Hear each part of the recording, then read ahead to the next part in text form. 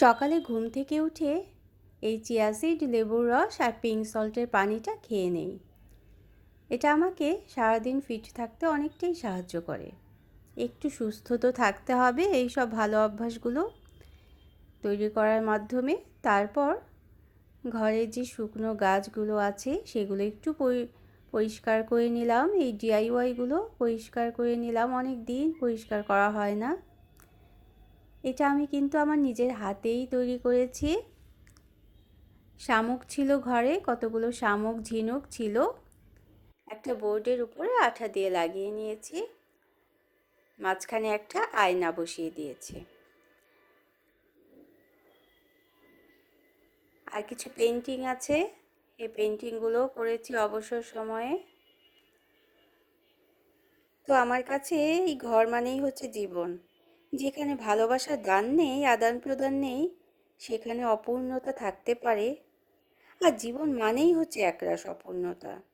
তবে নিজের মননশীলতা দিয়ে সামনে এগিয়ে চলার নামই জীবন। এই অপূর্ণতা থাকবে, তার মধ্যেই আমাদের ভালো থাকার অভ্যাসটা তৈরি করে নিতে হবে নিজের মধ্যে। তো অবসর সময়ে এই ডিআইওয়াইগুলো করে নেই আমি। তবে মাঝে মাঝে মনটা খুব খারাপ থাকে, তখন দিন কিভাবে যায় খেয়াল থাকে না। যখন মন খারাপ থাকে তখন চিন্তায় আসে কার জন্য ভালো কী কাজ করলাম, বা জীবনে কী কী ভুল সিদ্ধান্ত নিলাম, কোন কোন ভুল মানুষের সাথে পরিচয় হলো, জীবনকে কষ্ট দিলাম। তখন কোনো কিছুর সাথে মানিয়ে নিতে পারি না। এমন কিছু সময় আসে, সে সময়টাতে একদমই ইচ্ছে করে না কারোর সাথে কথা বলতে, কোথাও যেতে। সে সময় সব কিছু ফেলে দূরে চলে যেতে ইচ্ছে করে কোনো পাহাড়ে চলে যেতে, দূরের আকাশটার দিকে তাকিয়ে থাকতে। তা তো পারি না, এই জীবন ছেড়ে হঠাৎ করে তো বেরিয়ে যাওয়া যায় না। তাই এই বারান্দাটাই আমার ভালো থাকার, ভালো লাগার একটা অবলম্বন আর কি। যা হোক, এটা হচ্ছে আমার ড্রাগন গাছ, কবে বড় হবে জানি না, ছোট্ট একটা গাছ। বাইরে বৃষ্টি হচ্ছে তো হচ্ছেই, সকালে অনেক মেঘটা কালো ছিল, আকাশটা কালো ছিল, তারপরেই এরকম ঝুম বৃষ্টি। একটু বৃষ্টিটা গায়ে মাখলাম, বৃষ্টির পানিটা বাতাসটা গায়ে লাগালাম, এইটুকুই শান্তি আর কি। অ্যালোভেরাটা কবে যে বড় হবে জানি না। তো তারপর খিচুড়ি রান্না করে নিলাম, হাতে মেখে খিচুড়িটা রান্না করব। চাল ডাল ধুয়ে কিছুক্ষণ ভিজিয়ে রেখেছি, এই মশলাগুলো দিয়ে দেব। তারপর আড়াই কাপ চাল ডালের জন্য আমি 4.5 কাপ পানি দিয়ে রাইস কুকারে বসিয়ে দেব, এবং আধা ঘন্টা পর পানিটা শুকিয়ে আসবে এবং রান্নাটাও খুব সুন্দরভাবে হয়ে যাবে। তো শেষে ঘি ছড়িয়ে দেব এবং ধনেপাতা কুচি দিয়ে দেব।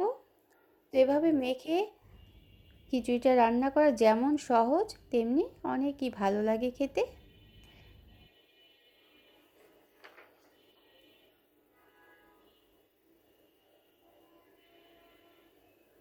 তো কেমন লাগলো আমার খিচুড়ি রান্নাটা একটু জানাবেন।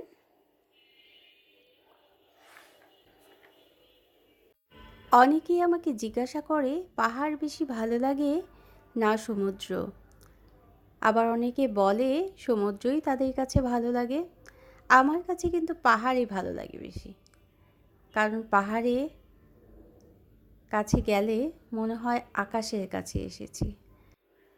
কত উপরে যাওয়া যায়, মাটি থেকে কতটা উপরে ওঠা যায় আকাশের খুব কাছাকাছি। এই আকাশটা ছোঁয়ার খুব ইচ্ছে করে। যা হোক, জীবন মানেই হচ্ছে অপূর্ণতা, একরাশ অপূর্ণতা থাকবেই। তার মধ্যেই আমাদের ভালো থাকতে হবে, নিজের মননশীলতা দিয়ে সামনে এগিয়ে চলার নামই কিন্তু জীবন। আমার কাছে এই ঘর মানেই কিন্তু জীবন। যেখানে ভালোবাসার দান নেই, আদান প্রদান নেই, সেখানে অপূর্ণতা থাকতে পারে। একদিন নিজের একটা ঘর হবে এমন স্বপ্ন আমি দেখি না। আসলে পার্থিব জগতের মিথ্যে জিনিস নিয়ে বাহাদুরি করার মতো সংকীর্ণ মন যেন আমার না হয়। Thank you.